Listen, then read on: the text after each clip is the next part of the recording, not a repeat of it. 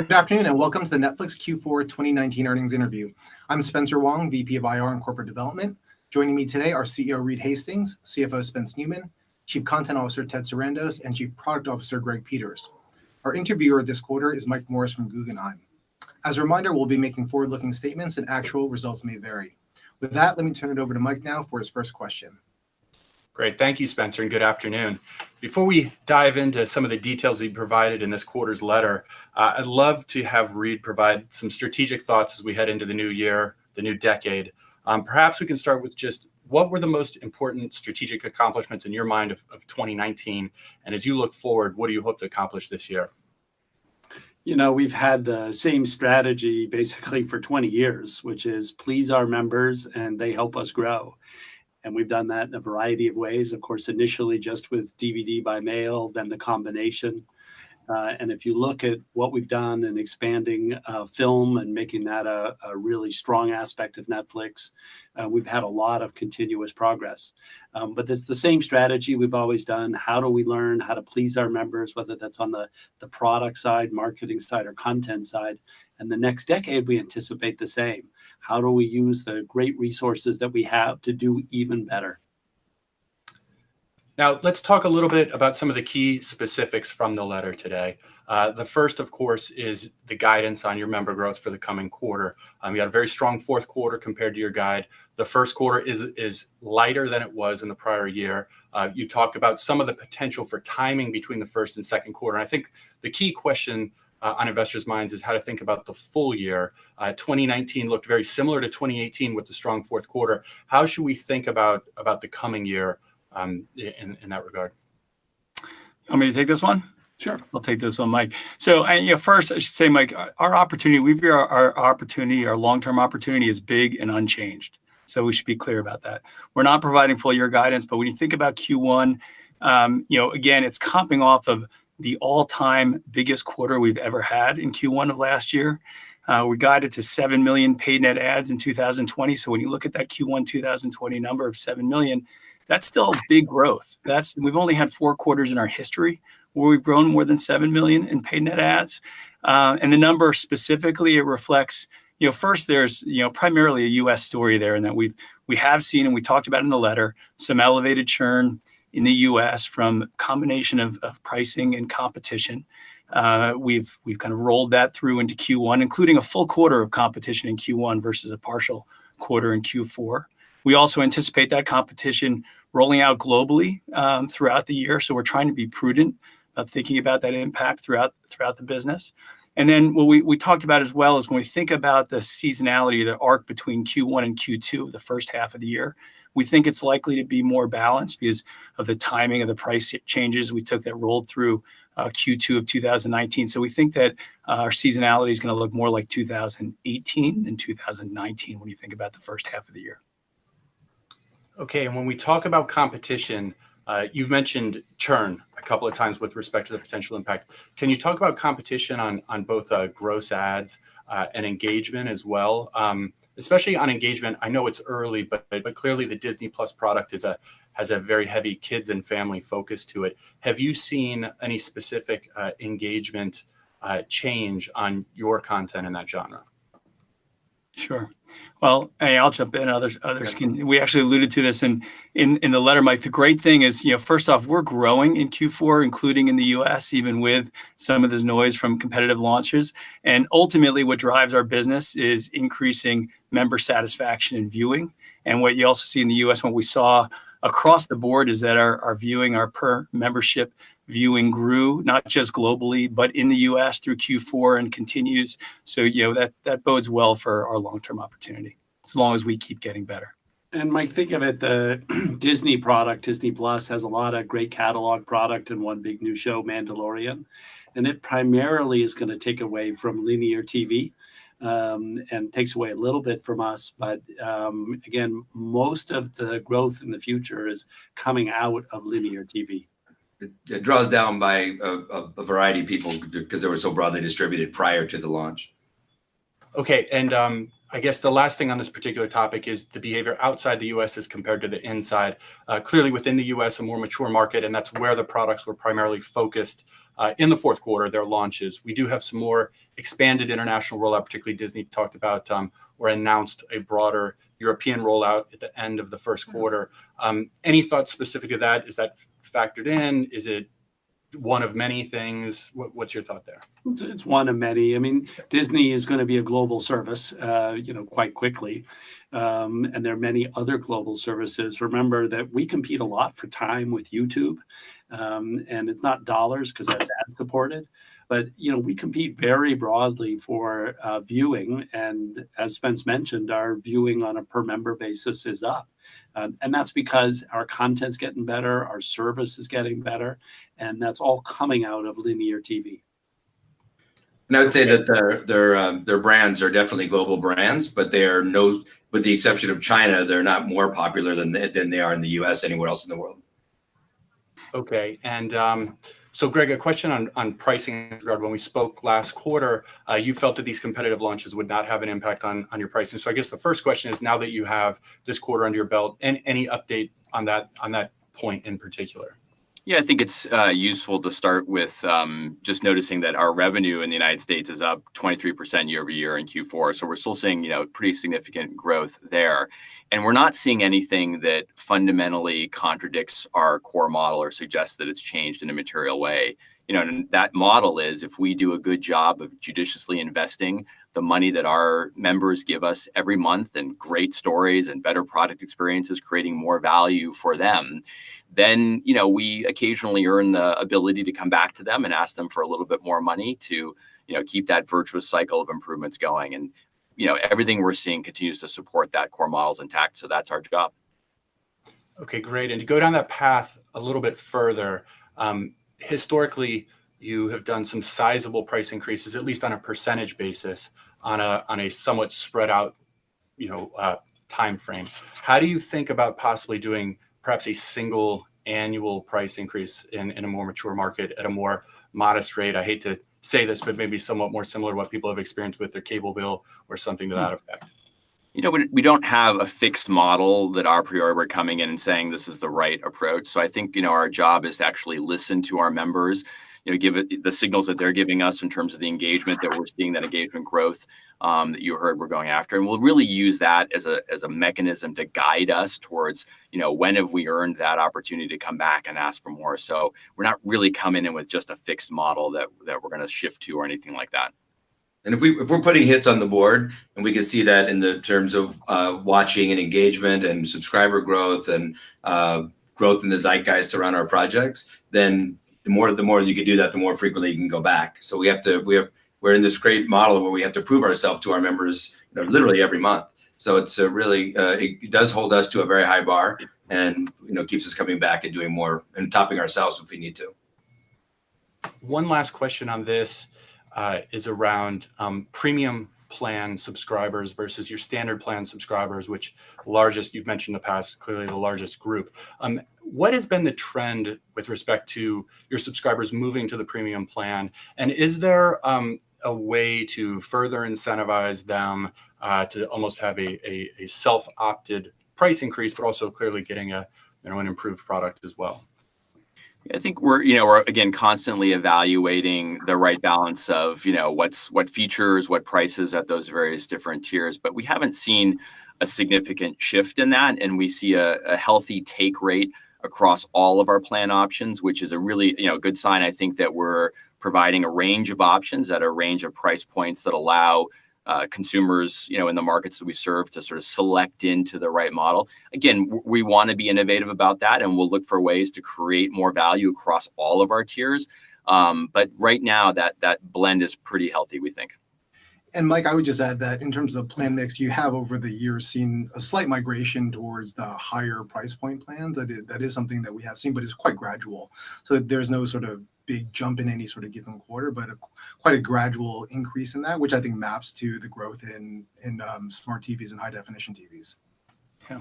Right. Okay, I'd like to switch to a few questions on content and content strategy. So Ted, the ramp in feature film product in particular, both development, release, big step forward for you in 2019. As you look into 2020, what are you most excited about, either from a content perspective or an overall thematic perspective? There's a healthy amount of information on some key titles in the letter, but would appreciate you highlighting the things that are the most important to you. Well, looking forward to next year, we get the opportunity to do some things that we know have worked and come back with some sequels in our super popular YA genres. We've got these rom-coms, To All the Boys I Loved Before and Kissing Booth coming back with sequels in Q1 and Q2. We have big ticket action films with Mark Wahlberg and Charlize Theron and Chris Hemsworth, more like the things you've seen coming in Q4, and trying to program our movies like we do our series for every taste, every mood, every region of the world. So it's not trying to make one size fits all programming. That's why we have so much of it. We want to hold it all to a very high entertainment bar. So you're going to see us working across all genres like we did in Q4, and still continuing to kind of press up the production quality and the production investment in these films. And those are all coming out in Q1 and Q2 of this year, and some in Q3, Q4. Yeah. So we just got a tremendous slate this year. Yeah. And I think the one thing we pointed out in the letter, it's exciting that we end up with being the most nominated studio at the Oscars this year with our films. But the most exciting thing is those films are all incredibly popular with our members as well. So that leads into another question, which is, as you have sort of shifted and increased this focus on film, Ted, in particular, you've highlighted a couple of reasons for that and benefits to members. Those have included some comparison with respect to the value proposition, right? You can compare it to a film. Yeah, you know what a movie ticket costs, so sure. Exactly. I think we've also talked about the ability for film content to travel. There's sort of perhaps a broader global base of interest. Anything else that you would highlight or remind us of for why this shift in investment, or maybe not shift, but expansion is important? And also now we have another year under our belt with a pretty robust slate. So have things been progressing as you would have expected given those objectives? Yeah, I'd say, look, when I look back at Q4, I look back and say, I'm glad we decided to do this about a year and a half ago, because that's about the time it takes to secure the deals and obviously do the production and get through post and get everything delivered at the level of quality that we were able to.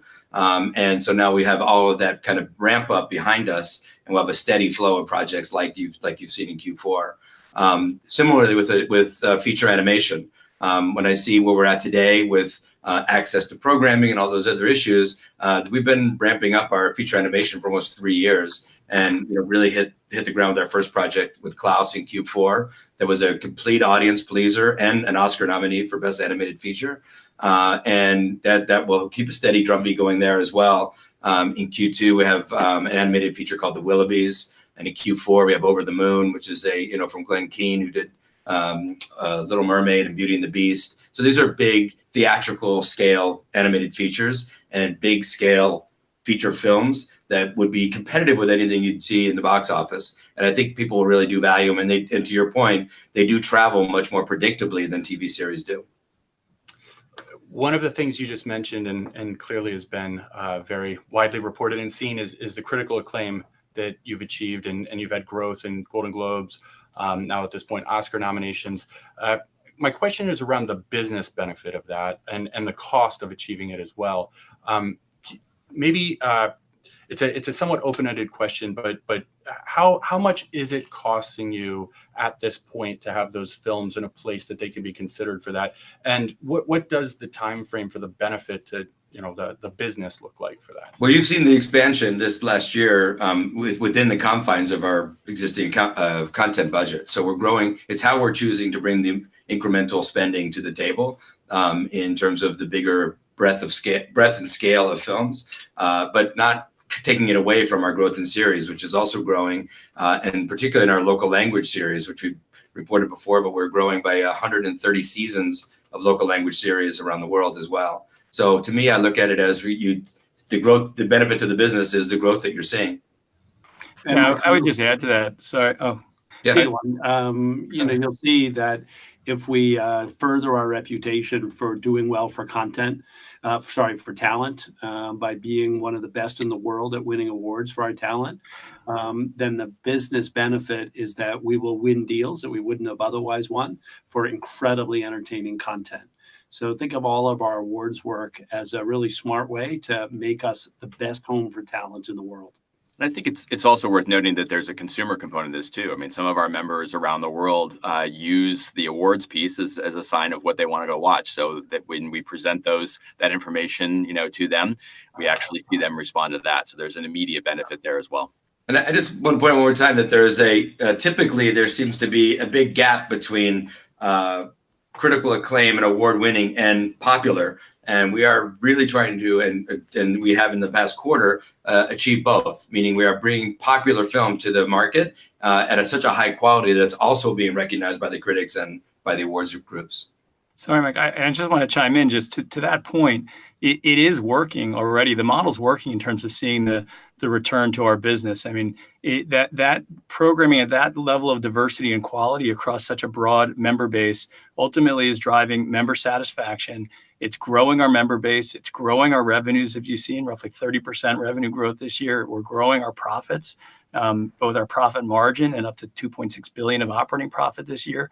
We're delivering on our cash flow objectives, including on a path to improve our cash flow profile next year. As you saw in the letter, material improvement from negative $3.3 billion this year to roughly negative $2.5 billion next year on that path to cash flow positive over the coming years. So you're seeing it play out in the business model already. To that point, Spence, my next question for you was really around your cash investment on content in the coming year. Can you share a specific in terms of the growth that you're anticipating there? And then also, can you help us with the modeling side, which is the amortization of that content, the relationship between that amortization and the cash investment?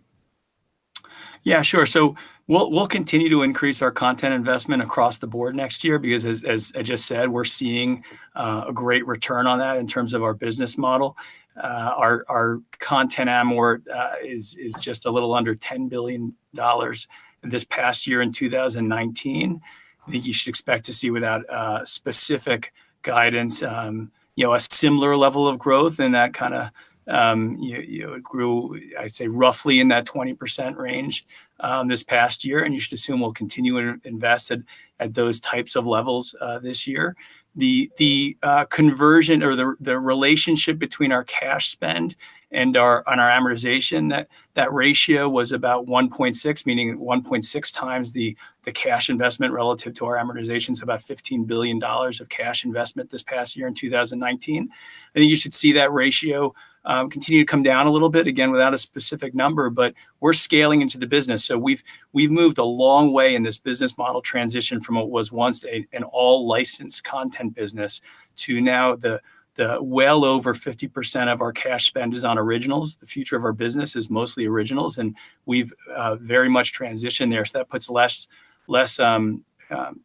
sort of pressure on our working capital. So that's playing out in the numbers as well. So similar growth rate in amortization, but it's getting closer in terms of our cash versus amort, and you're seeing that in terms of the improvement in the cash flow trajectory next year. Okay. And Mike, I'm sure you realized it, but it is a huge milestone in our growth of last year being peak negative free cash flow. And so we're on the glide path slowly towards positive free cash flow. We're excited about that, but that's not coming from shrinking back our content spending. That's coming from the increase in revenue and operating income. Right.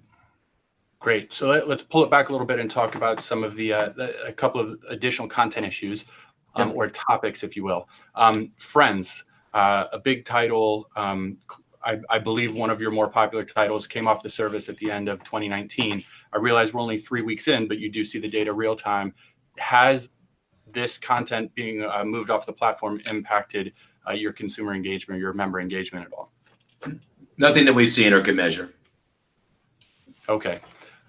So let's also talk about viewership then. A couple things. I had a question here, and then you gave us an entire page of viewership metrics. I should probably put a little more color on that simple answer. Sure. Just to say, we've had over the years incredible popular product come on and off the service and expires. And typically what happens is our members, through our incredible personalization, deep library and broad library, are able to find their next favorite show. And that's what will happen with Friends fans. And some of them will find it elsewhere, and some of them will find their next favorite show. Like Mike, it was about 10 years ago, we had to drop all the Disney content, not phased out like we are, but all at Yeah. once. We added to the Stars deal. And we were all worried about the big impact. And instead, people came back, the magic of the personalized service, and they're able to find other things to watch. And the viewing growth just kept rising. Yeah, and we've seen that phenomenon over and over again. Even in one that may have been even more dramatic than that was all of the Nickelodeon content when it came up, and was completely displaced by other kids watching overnight.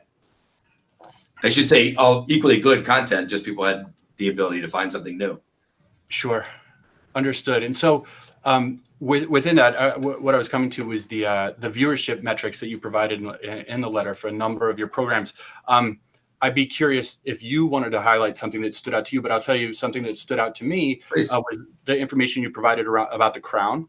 Okay, so in particular, season 3 saw growth in early season viewing, and yet it's still, I think, by the metric, 21 million households through the first 4 weeks of season 3, compared to 73 million households worldwide for the series overall.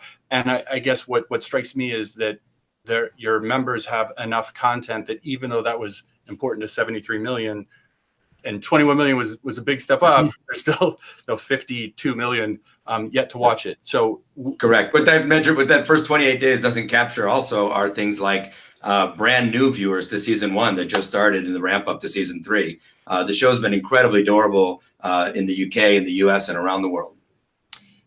How does that compare to other key shows? Right. I understand that every show doesn't behave like The Crown, but is that viewership pattern something that somewhat similar for a show like, let's say, Stranger Things, that has 3 seasons and people? It's so unique. Sometimes a show, can enter the zeitgeist in such a loud way, like Stranger Things season 3 around the 4th of July phenomenon, everything that happened. That a lot of that viewing pops like that. Something similar we saw with a huge launch for Witcher.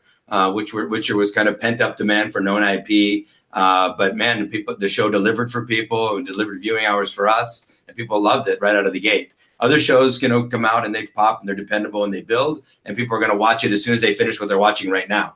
So it's very different from show to show. I think you can see that in that list of how those shows will perform, and sometimes that is a really great indicator of its full year performance, and sometimes it's those shows will continue to build on their positive word of mouth and become even bigger over time.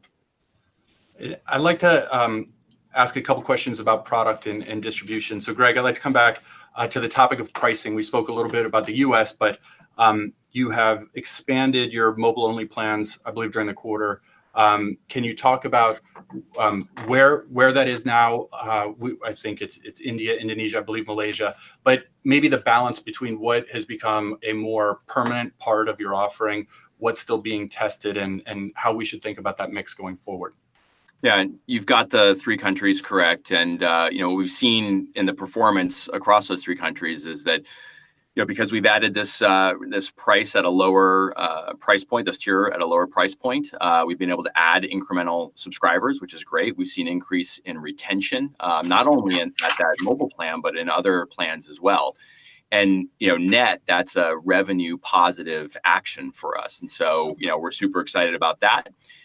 We think that that's a pretty good indicator that there might be other countries around the world where that kind of offering will work as well. So we're going to continue to test both that in different countries and see how that goes. We've got a bunch of different other approaches that we're going to try out, and we'll really, try and be active and innovative in that area to try and improve the accessibility of the service, for more and more people around the world, but in a way which we think is long-term revenue optimizing as well. Can you expand on that as well in terms of expanding that availability? Really, I'd say that, anticipate that we'll do more testing of the mobile plan in more territories. That's probably the one to talk about at this point, and then we'll sort of see what else works through our testing as we go. Okay, great. And then over the weekend, I believe it came out on Sunday, and expanded. I think it was referred to as even strengthened partnership with Sky. How did that become a stronger partnership? Yeah, I think, what we are seeing is there's more and more opportunity that we're finding through, whether it's mobile operators, pay TV operators, ISPs, to reach out to a customer segment that, while we're probably growing with, in general, we can actually accelerate that growth. And so, it starts by, just being available on, let's say, the set-top box or the device that they're using to watch TV, and we can put Netflix there and make it easy to, see the service and potentially sign up there. But increasingly now with bundles, we've removed yet another point of friction so that that's just a part of their offering, and we can do a call to action like right in front of them, like Stranger Things. It's launching right now, watch. And that's a very effective way to introduce people to the service. But also we're finding now with, co-marketing programs and other things that we're getting more sophisticated at, we can actually do a more effective job at reaching out to more of those members to be around the world. You brought up the topic of bundling. Two kind of questions with respect to bundling or different pricing packages. The first is a question of the need for consumers for this reaggregation of these multiple services. And if that is the case, perhaps a third party would like to or should be taking some portion of the payment for adding value. I guess my question is your position on the need for some sort of aggregation of these multiple services. My second question is around annual pricing versus monthly pricing and perhaps a discount for consumers who choose to take an annual plan. Either of those, how do either of those factor into your thoughts here? Yeah, I think, we'll see sort of what the right solution is for consumers as we, shift to this online streaming world. And I anticipate that there are models that make sense where we'll bundle, multiple content services together and make it more sort of easier for consumers to access that. And that might be the effect that we're seeing. But really, most of the bundles that we have are either, connecting to an existing pay TV, sort of legacy pay TV service, or they're connecting to things like, your mobile plan or your internet plan. So I think there's multiple different opportunities to find the right mix where we're able to introduce Netflix as part of a set of offerings that just make it simple for people to sign up, and it's logical and it's intuitive for them to go do so. And the likeliness that we have your favorite show or your favorite movie raises the chances that you're going to figure out how to get to us as well. Mm-hmm. That's right. And then you also you mentioned, I think, a question on an annual. That's right. Yeah, so I think it's an interesting model, and certainly we see some. There's on legacy plans, there's sort of some instances that there's certain countries around the world where that's a more common standard, right? So we want to experiment with that and test that out and understand if that's a more effective way for our members to access us. So we'll go do that, and we'll sort of hear from them if that's something that's more effective or not. We don't know yet. Okay, I'd like to revisit the topic of advertising as a source of revenue or a means for your members to pay you for access to the service. Remind us, we talk about it a lot, every quarter the topic comes up again. So remind us why advertising is not a right option, given that you do have a focus on providing your members with some optionality in terms of their way to enjoy the service. Yeah, Mike, I think we addressed this last quarter in the letter, but I'll go over it again, which is Google and Facebook and Amazon are tremendously powerful at online advertising because they're integrating so much data from so many sources. And there's a business cost to that, but it makes the advertising more targeted and effective. And so I think those three are going to get most of the online advertising business. And then to grow a $5 or $10 billion advertising business, you have to rip that away from other advertisers, in this case, say, or other providers, Amazon, Google, and Facebook, which is quite challenging. So don't think about it as in the long term, there's not easy money there. And instead, we think if we don't have exposure to that, the positive side is we're a much safer place. We're not integrating everybody's data. We're not controversial that way. We've got a much simpler business model, which is just focused on streaming and customer pleasure. So we think with our model that we'll actually get to a larger revenue, a larger profits, larger market cap, because we don't have the exposure to something that we're strategically disadvantaged at, which is online advertising against those big three, which over the next 10 years are just going to integrate incredible amounts of data about everybody that we won't and we're not trying to have access to. So that's why we're really pretty confident that the best business model is this way, is certainly in the long term. I do think that last point is something we do hear people lose sight of sometimes, which is you are not aggregating an immense amount of data about your viewers. You have viewership habits, but beyond that, I think, correct me if I'm wrong, you don't collect a significant amount of personal data that would be used to target advertising. Is that accurate? We don't collect anything. We're really focused on just making our members happy, and we're not tied up with all that controversy around advertising. And again, if you wanted to succeed in online advertising, you can't just have a little data. To keep up with those giants, you've got to spend very heavily on that, and track location and all kinds of other things that we're not interested in doing. We want to be the safe respite where you can explore, you can get stimulated, have fun, enjoy, relax, and have none of the controversy around exploiting users with advertising. Now, one of the biggest changes that you guys have made in a while with respect to what you share with us is the geographic breakdown that you're providing now with respect to your actuals. So maybe just briefly, can you remind us the reason that you made this change? We have had some questions whether it was somewhat suggested or required of you. So why did you make the change? And then I do have a couple of specific questions about the markets, if I could. Spencer, you want to handle that? Sure. So to answer your question, Mike, no, this was not a required change. This was a change that we made. And as we talked about, we always evolve our view of our, business as our business changes. And with our launch of Rest of the World in 2016, we're basically a fully global company, ex-China. So we have increasingly been looking at the business internally along these 4 regions. So we want to map our external reporting and align it with how we look at it internally. So it was not a requirement, but our choice. And we work hard internally to not be U.S. and international. There's no such thing as international. There's a bunch of nuance of every market around the world. And part of our development from an originally just domestic company is to lose those kinds of distinctions and instead think of it as 4 equal regions. And we're growing all of them, and we're sophisticated about all of them. And that's why we look at it in that 4 region way internally, which is, of course, drives the external reporting. It's been a great internal discipline for everybody to think about the business more that way, for sure. Well, that's a great segue into some questions specifically about the nuances in these regions. Perhaps we can start with Latin America, which was your first broad international launch in 2011. And so what we noticed, and of course this quarter you had record member growth in each of the regions, but it does look like Latin America is perhaps closer to being mature with respect to its growth trajectory. At the same time, we would look at the data and say it's still the penetration level of broadband households is still very low in that region. Can you characterize for us where you think we are in the life cycle of member growth in that region? Spence, you want to take that? Yeah, sure. I would say across the board, we're still early days, right? So even with the roughly 167 million members across the globe and big membership in Latin America, you can see, we're still, roughly kind of in that 30% penetration.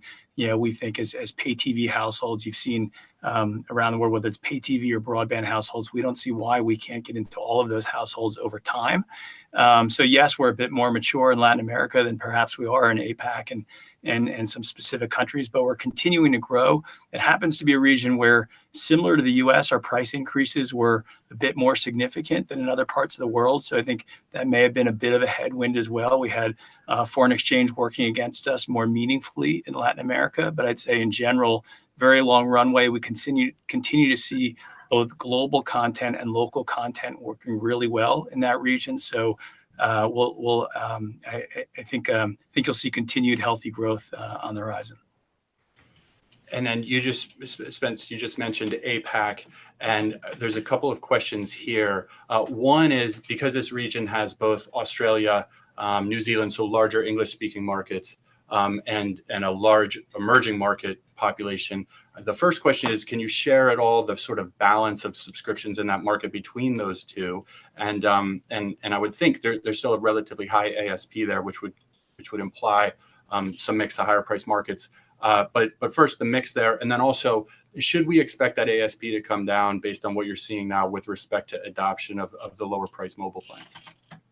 I'd say in terms of the mix, and others can jump in as well, but we don't break it down specifically by country. I think your takeaway should be, though, that we're seeing healthy growth in all of these markets. So across Japan, Korea, India, all of these markets, we're increasing that content market fit. We're getting much smarter about the markets in both the content we offer, as well as the pricing and packaging and bundling and distribution to our members and payment methods for our members. So I think we're getting better literally every quarter, every year, and that's playing out in terms of very healthy growth across those markets. And then with respect to pricing, certainly that pricing is different in every country around the world, but we're not managing to ARPU. We're managing to revenue maximization as we talked about earlier. So we're not going to provide a long-term forecast. Obviously, as we have lower priced mobile offers, that's going to bring down a blended ARPU in a country or in a market. But if we're doing that in a revenue accretive way, we think that's great for our long-term business. We're growing subscribers and we're growing revenue. And our local content, our original content in Japan and Korea, by way of example, becoming much more sophisticated about what is super impactful in those countries, plays pan-regionally and occasionally plays globally. So those investments are paying off in the form of things like The Naked Director, which was a big hit for us in Japan, and Kingdom, which is the second season coming up out of Korea. That's been a big global hit for us. And you think about the exciting things that happen in the content space. You know, a movie like Parasite coming out of Korea has done 140 million globally, 100 million in Korea, and about 40 million outside. And the expansion of people, you know, finding stories from around the world is going to only make the opportunity bigger and bigger. Mike, we have time for one or two more questions, please. Okay, let me hit on EMEA, and then I'll get a wrap-up question there. I think in that European, Middle East, and Africa market, it's somewhat similar in terms of some mature markets and some some emerging markets and opportunities there. So as you think about that market growth opportunity, is the answer similar to the same as the question about Asia? And I think the question is a little bit rooted in, we do have some specific mobile-only lower price plans in Asia that we've been focused on, but should we think about that EMEA market as perhaps following a similar pattern? Greg, do you want to take the pricing? I would say in terms of the opportunity, we see a huge opportunity in EMEA. It's a multiple of the number of addressable, either pay TV or broadband households, as you see, for example, in the UK or US and Canada region. We're less than 20% penetrated in the market. You've seen it's driving more than 50% of our paid member additions in recent quarters, or roughly 50%. So we're low penetrated and we're growing in a very healthy clip in that market. I'll turn to Greg, though, in terms of pricing strategy. Yeah, and the pricing and plans approach, again, that region, much like APAC, has both, sort of very affluent, very mature markets, as well as, less affluent markets. And so I anticipate that what we'll find is that we'll have a mix of plans and approaches that will spread across that region that, again, will be different, price points, but it will be looking to sort of maximize revenue through that mix across the entire region. Great. So I'd like to conclude again, as we did last time, with a little bit of a 5-for-1 question. Last quarter, we talked about each of your something each of you was excited about in the coming quarter. This time, I'd like to ask, you read press, analyst reports, et cetera, about your company. I'd love to hear your take on what you think is most misunderstood about the company or least well appreciated about the company. So as with last quarter, I'll start with Spencer and go from there. Sure. I honestly don't think that there's that much that's misunderstood. We're a single product company, and I think pretty straightforward. I think for most investors to understand. I think if I had to think about one thing that I personally think there's probably a bit of an overfocus on the streaming wars sort of notion, and I know it's exciting for folks to talk about the clash of the titans and all that kind of stuff, but I think really the big thing that's going on is this transition from linear entertainment to streaming on-demand entertainment, which is really, really big and very similar to that transition the industry went through from broadcast to cable. And there, what you saw was, a lot of those new cable networks didn't really take much share from each other, but really grew together as broadcasting sort of became smaller over time. And I think that's what's really the big thing that is happening. That's probably less well understood. Thanks, Spencer. What about you, Spence? I didn't think you were going to pick on me because I got the order wrong last quarter. So, okay. Yeah, I'll say I think what's most misunderstood is the business model and what you see in our cash flow generally, and folks thinking that we are losing money, if you will, when what we've shown is that we're increasing our profitability, both growing our profit margins. And what you've seen over the last few years is forward investment as we've been going through a really kind of pretty significant transition of our business model from licensed content where you you pay basically ratably for content you receive over the time that it's on the network, to original content, not just licensed originals, but self-produced originals, where oftentimes we're investing many years before that content's on the service. And we've moved, as they say, well along the curve there, where the bulk of our cash spend is now on original content. So as we've gotten bigger, as we've moved towards originals, it fundamentally changes that cash flow profile over time. And we're a very profitable business, and one that will ultimately, over the years, become meaningfully self-funding. Thanks, Spence. Greg, how about you? Yeah, Spence actually took mine. It's my favorite sort of gap between external and internal worldviews. So I'm very excited to be turning the corner on the free cash flow issue, so that we can sort of put that behind us and really focus on growing the business ahead. Great. And Ted? In terms of misunderstood, I think this notion you hear every once in a while of, well, there's so much stuff on Netflix, everything gets lost. And I think that's the opposite is true, which you'll see in that in those numbers that we released to you in the letter. Our ability to launch new brands, to sustain brands over multiple seasons or multiple sequels, and at a very high volume from all over the world, has been unparalleled. And the idea that we can create brands out of thin air over and over again, sometimes multiple times in a week, like this past week, is something that I'm super proud of. And I think it gets lost on people because they think all this content's for them. It isn't. It's just meant to be your favorite show and your favorite movie, and that's going to be something for everybody. And for me, it's really that we keep doing these amazing numbers. Doing 8.8 in Q4 is just amazing.